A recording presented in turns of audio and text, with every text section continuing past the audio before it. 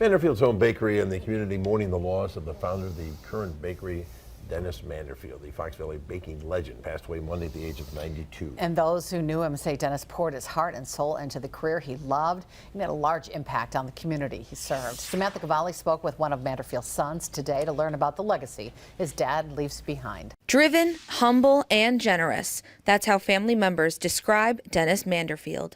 Dad was not an office person.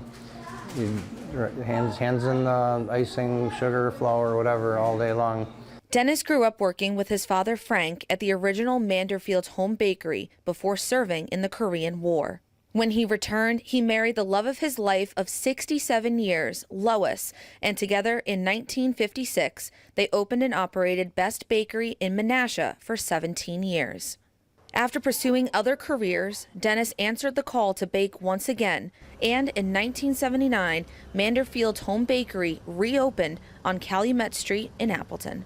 He cared about so many people, given opportunities to for employment and different things that he did in business, going the extra mile for a lot of customers. Dennis's son Jerry worked with his dad for more than 30 years.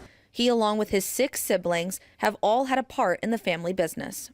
Jerry says his dad worked at the bakery every day until he was 80 years old and would make a few appearances here and there, which the customers loved. One of the last times Dennis visited the bakery was around Christmas, when Jerry invited his parents to help make pfeffernuss cookies. Dad would mix the meringue and we'd put the cookies in the bowl and fold them together, and he'd wait for the sugar to be shaken off the cookies, and Mom would just stand there and joyfully chat with whoever she was working across from, and it's always been a pleasure to work with Mom and Dad.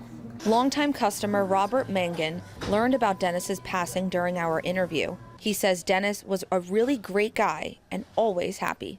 Very personable, always trying to keep the customers, getting to know them and talking to them like he's your best friend. Jerry says he and his family are grateful to the community for their continued support during this difficult time.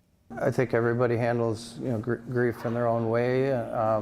We all have our highs and lows. You get sometimes a quiet time of reflection and then might have a little meltdown, but right now we all have each other. Prior to his passing, Dennis and his wife contributed a financial endowment to begin a baking scholarship through the Wisconsin Bakers Association to help young aspiring bakers chase their dreams, showcasing his passion for the community he loved so much.